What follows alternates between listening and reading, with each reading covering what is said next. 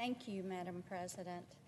It has been so interesting today to hear our colleagues talk about the things we've done this year, the things that we have to get done before the end of the year that haven't been addressed yet, and then things that need to be addressed this next year in 2020. And I will tell you, 2019 for me, I look at it as, I would say, successes and stalls, and then some forward motion on some really important pieces of legislation. But to get there, we really have had some fairly intense debates which have prompted our constituents and those back in Tennessee to have their own discussions about what they think is or is not happening here in Washington, D.C. My hope is that their debates around the kitchen table are sometimes less heated than ours, and certainly I hope that their Thanksgiving table debates were less heated than some of these that you see taking place here. Tennesseans, like a lot of Americans, when they end up talking about what we are or are not doing here in Congress, they revert back to first principles. And I cannot tell you the number of times over this past holiday that I heard people say, look, for me, it is all about freedom. It is all about defending the freedoms that we have, protecting that life, liberty, pursuit of happiness. They are looking at that. You know, it is fair to say, Madam President, they think in the long term. While many times I think the media here in D.C. just follows that shiny object story of the day. Whatever is generating clicks and likes and headlines, that's where they are. But Tennesseans, they're not focused that way. What they would like to see is for our actions here in Washington to be taken in a way that are going to keep them and their neighborhoods and their friends safe and secure and healthy and free, and keeping them out of the reach of government overreach, if you will. As someone said to me last weekend, I just want the federal government off my back, out of my pocketbook. I want to be able to keep working, keep growing my business. A lot of people are there. Now, we have seen movement this week, and a very good thing that has happened is the National Defense Authorization Act. And Madam President, I know that you have worked tirelessly on this, as have I, for all of our military community members in Tennessee. And we have been very pleased that we're going to see Fort Campbell and the divisions that call Fort Campbell home getting the funds and the equipment that they need in order to protect themselves and to do their jobs, whether it is Chinooks or more training capacity or equipment, and also emphasis on making certain that we are keeping their homes safe, so that those families are safe in that military on-post housing, that privatized housing, while their loved ones are deployed. And while we are looking at other components of the NDAA, Tennesseans have been very concerned and are very pleased, I will say, about what has transpired with Oak Ridge National Labs and Y-12. Oak Ridge is a treasure for our nation, and much of the research in supercomputing and hypersonics is being done there. Also in the Senate this year, we're paying attention to the implementation of legislation very important to our songwriters. I know, Madam President, you've heard me say time and again that Middle Tennessee, Nashville, is one of the most creative communities on the face of the earth and home to more songwriters than anywhere else on the face of the earth. And the Music Modernization Act is going to make certain that Nashville's artists and songwriters are being paid fairly for the work that they are creating. So we're pleased for that. These are all things that we have worked hard on, and we see these as priorities. When it comes to a legislative agenda that has taken much of my time, I started this term in the Senate working on some things that protect the unborn, much as I had done in my service in the House. The first bill I introduced over here was the Title X Abortion Provider Prohibition Act.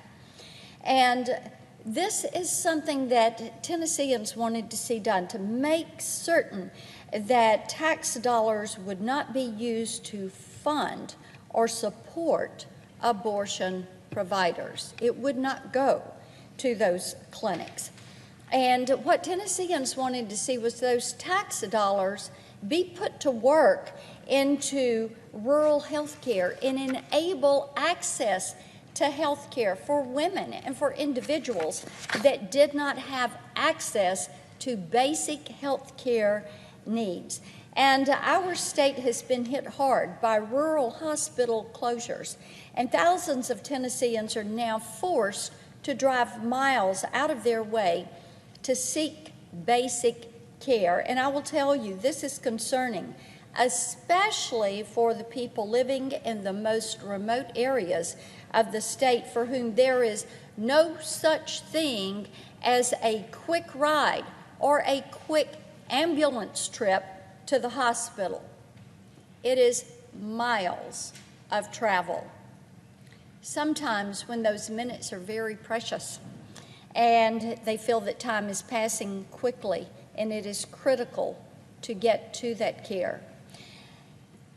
So, as part of my work this year, I have worked on and developed a rural health agenda, which has earned bipartisan support here. I thank Senator Durbin for his work with me on this. And I will tell you, this is legislation that, yes, it has bipartisan support here, but it's got a lot of support scattered around the country. What this will do is support the establishment and expansion of medical facilities in rural areas. It will help doctors and other medical practitioners set up shop outside of the more convenient and lucrative urban bubbles. It also will enable telemedicine so that you are taking health care out to these areas that have a difficult time getting in. And speaking of the urban bubble, a lack of access to health care isn't the only thing that is causing headaches right now in rural America. Here in Washington, we don't have to worry about having a reliable phone signal or an internet connection. We're really fortunate in that regards. We know when we click on, it's just gonna work. But outside of America's metropolitan areas, communities that lack these resources are falling behind. My Internet Exchange Act will ensure that rural areas are able to build and maintain the infrastructure needed to support high-speed internet connections, which will in turn support business growth and e-commerce and encourage investment from outside corporations looking to expand. You cannot have 21st century education, economic development, health care, or law enforcement without access to high-speed internet. Continuing to close that digital divide is a priority, and I thank my colleagues for the good progress we have made this year. Of course, that connectivity comes with a price. Opening ourselves up to the online world means opening ourselves up to the possibilities of cyber attacks. Now, this is a problem we have to approach as a matter of national security, as well as on the corporate side and in our homes.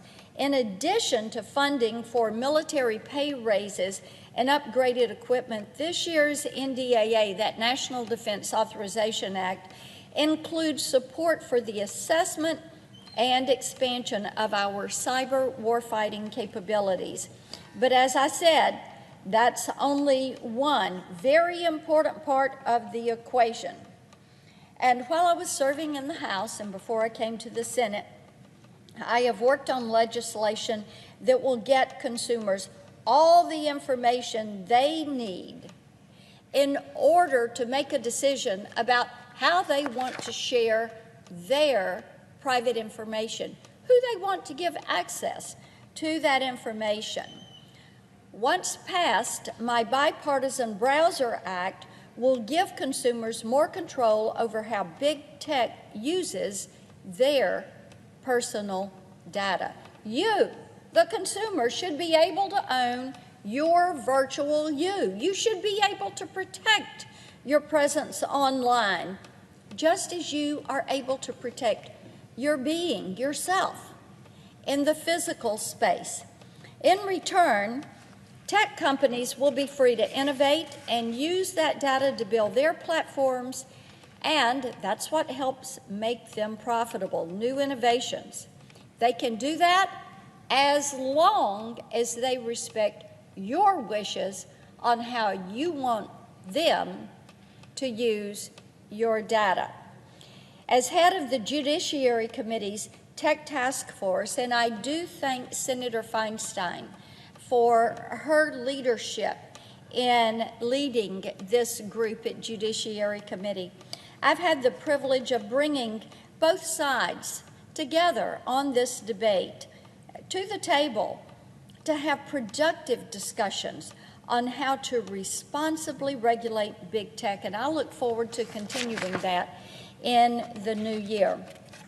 So, Madam President, as we draw to a close, I would remind my colleagues that in Tennessee, people remind me regularly that we are a government of the people, by the people, and for the people. And as we talk about things that have been done this year, things that we need to do before the end of the year, things like getting VAWA passed, we need to remember that for all of the shiny object stories that circulate around here every single day, the people back home are saying, your responsibility is to care for the issues that are important to me. That is where they would like to see us spending our time. I yield the floor.